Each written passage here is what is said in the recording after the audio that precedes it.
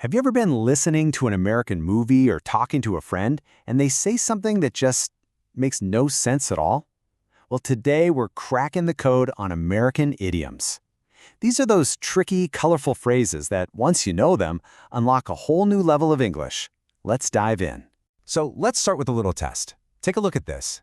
Does this sentence make any sense to you whatsoever? If you're scratching your head, don't worry. You are definitely not alone. These things are called idioms, and yeah, they can be a real puzzle. Okay, here it is. I had to bite the bullet and hit the books, but the test was a piece of cake. I mean, what? It sounds like total nonsense, doesn't it? Something about biting metal, hitting books, and then dessert? But I promise you, by the time we're done here, this whole sentence is going to be perfectly clear.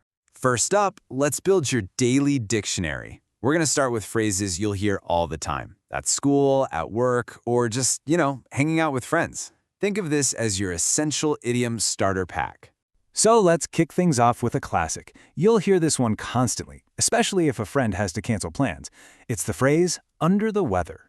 Now, this has absolutely nothing to do with rain or sunshine. The story goes that on old sailing ships, if a sailor was sick, they'd go below deck to get away from the wind and waves, literally getting out from under the weather. And today, it just means you're feeling sick. So you might hear or say something like this. I think I'll stay home today. I'm feeling a little under the weather. It's just a really common, kind of gentle way to say you're not feeling 100%. Okay, next up we've got a pair that sounds almost the same but means completely different things. Hit the sack and hit the books. That word hit can be a little confusing, right? But in these phrases, it just means to start doing something or to go to. So one is all about ending your day, and the other is usually about starting a really long night. When you hit the sack, it's super informal, you're relaxed, you're going to bed. But when you hit the books, it sounds more intense, right? Because it means you're about to study really hard. You can see them in action right here. You'd say, I'm exhausted, I'm going to hit the sack. But if you've got a big test coming up, it's more like, I need to hit the books for my chemistry test. See? Two very, very different plans for the evening. All right, now let's look at two idioms that are basically polar opposites. One makes things sound delicious and super easy, a piece of cake. The other one, well, it makes things sound painfully expensive, costs an arm and a leg. For instance, hearing the exam was a piece of cake, that's awesome news. But hearing that designer bag costs an arm and a leg, yeah, not so much. It just goes to show how a few simple words can paint a really vivid picture. Okay, now for the fun part. Let's dig a little deeper, because a lot of these phrases have these incredible secret histories. They're kind of like tiny time capsules hidden in our language. Have you ever felt like you just could not go on with something? Like you're just done? Well, there's a perfect idiom for that. To throw in the towel.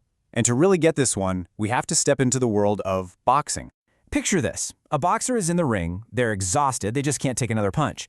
To save their fighter from getting seriously hurt, their coach makes the call and literally throws a towel into the center of the ring.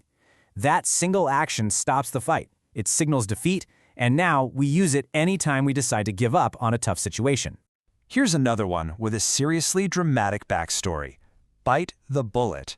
It sounds pretty intense, and trust me, its history definitely is. So this phrase means to face a difficult, unpleasant situation with a lot of courage. And it comes from a time way before modern medicine. When injured soldiers needed surgery on the battlefield, there was no anesthesia.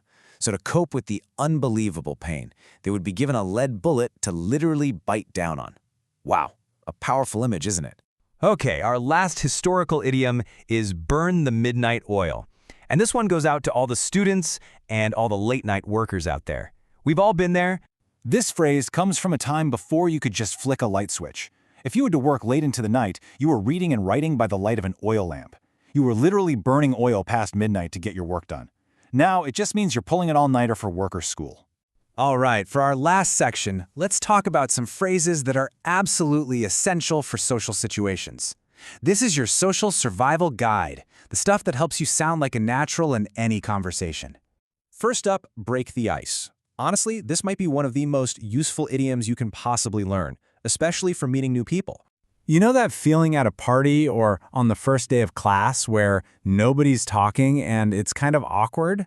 Well, breaking the ice is saying or doing something that gets the conversation started and makes everyone feel more comfortable.